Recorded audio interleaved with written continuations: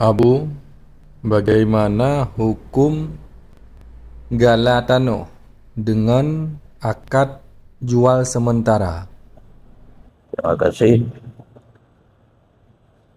Gala dalam agama katanya untuk kepercayaan utang. Katanya tamu utang seribai bak ke orang, hana rahab hati ke, takut handa bayi ke, maka puduklah borok.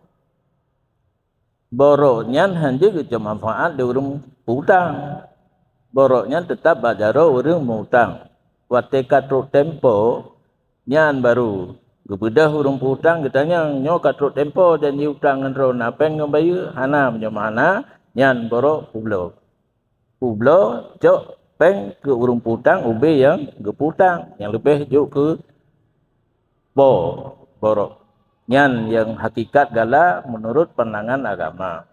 Terjadilah dalam masyarakat penduduk tanah mau hutang peng tanahnya gemuk oleh urung hutang harum.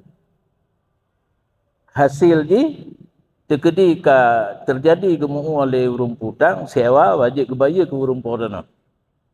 Hasil so putera bijih.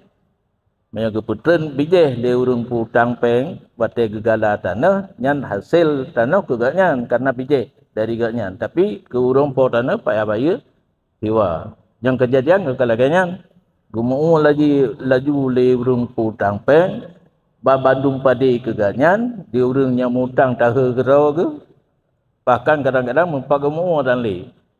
10 tahun, Bandung ka gepajuh atau tanah yan, nyan mandum harim hansah.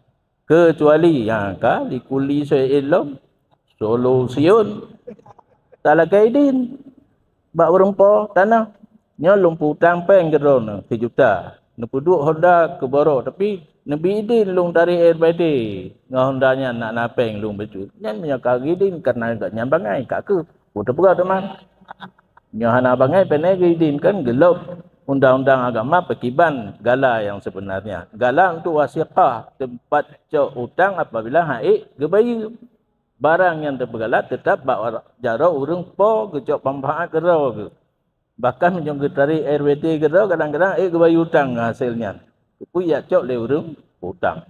Inan salah. Tamu politik pegat akad jual nyan boleh. Yang namanya jual hana istilah waktu. Makna jual tamlik sesuatu secara kekal abadi kepada orang yang membeli. Yang akad jual kan hana trade untuk pulang barang yang kemengu bengerau-gerau. Yang namanya jual, tak pemilik barang tanya kurung blok sampai kapan saja hana sudah tidak cok pulang. Jadi hana dalam agama akad jual. Demikian.